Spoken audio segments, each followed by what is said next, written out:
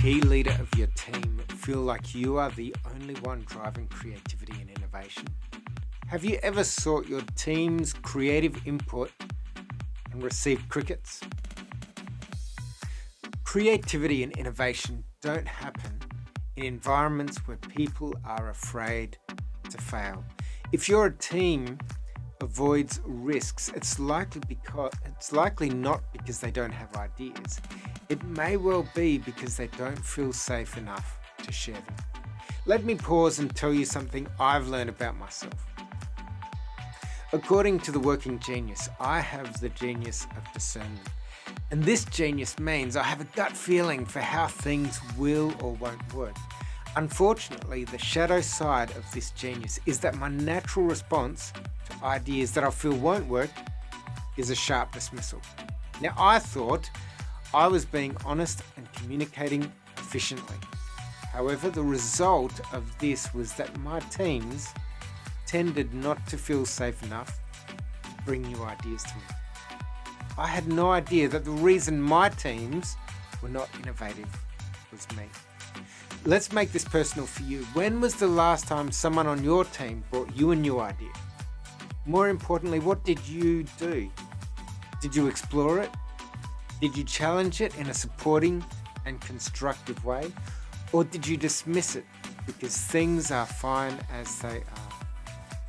Daniel Pink, in his book Drive, talks about how intrinsic motivation fuels real innovation. Think of intrinsic motivation like this.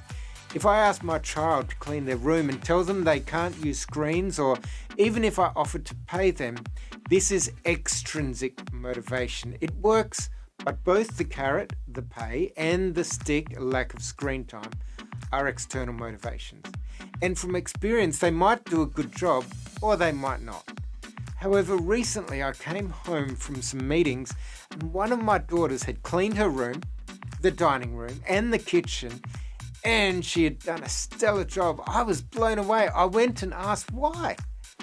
Well, she had invited some friends over and she wanted the house to be tidy for them. That is intrinsic motivation. Intrinsically motivated people don't just clean their room, they clean the house. Would you like to see more of that in your team?